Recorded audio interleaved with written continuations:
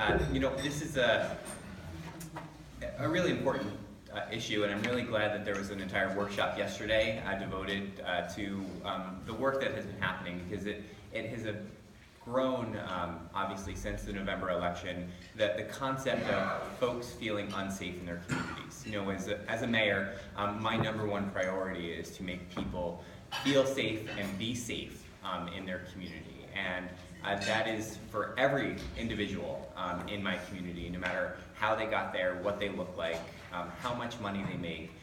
It's my job to protect them all. And so in November, just after the election, I was contacted by 21 members of our local clergy who represented almost every church and religious organization in my city, and said, we have to together do something to make our members of our immigrant communities feel safe, and to know that they will be as protected as possible in our city. Because through the election, the rhetoric was on display, and there was so much hate being spewed, and it had people very, very scared.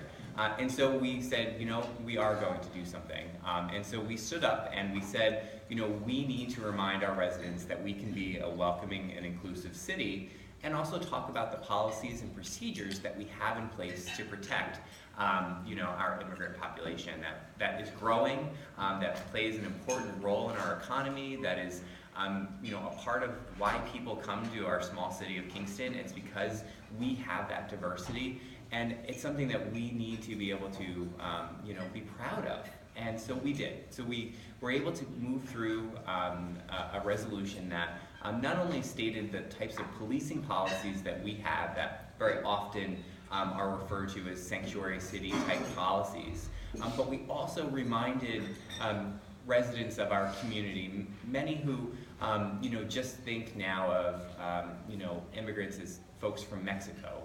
They don't remember or want to remember that our city, like many other cities across New York and across the Northeast, were built by immigrants, and many of them were from European descent, whether it was the Irish or the Italians, but they all have the same struggles that our immigrants face, where they don't have assistance with the language, they don't understand the culture, they don't understand government, and we could have done a better job 100 years ago, and I think that now is an opportunity for us to do a better job reminding our residents what we are there to do.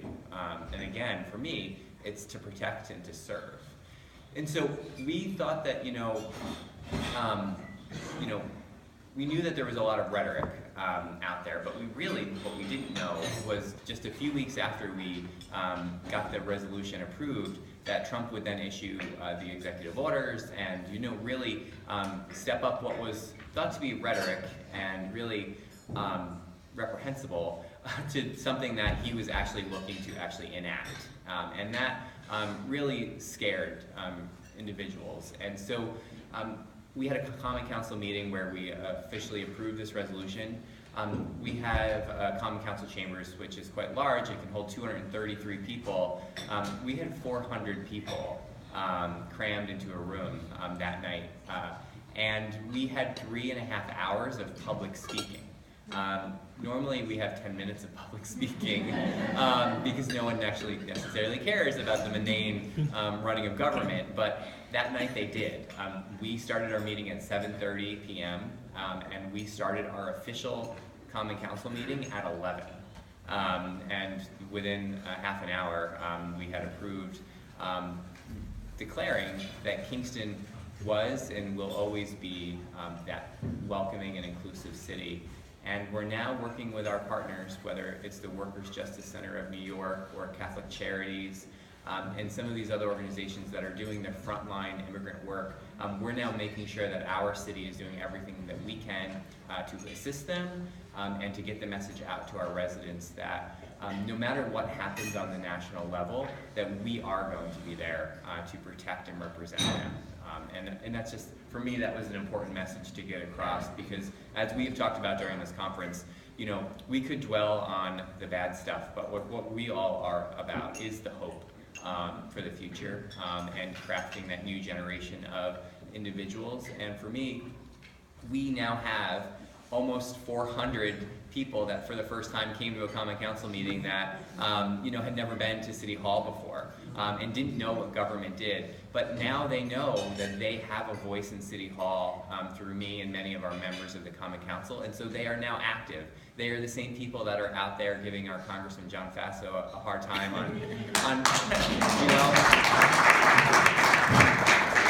they're now out there, marching. We just yesterday, while I was here, there was almost 400 people on Broadway in Kingston having a march for education reform.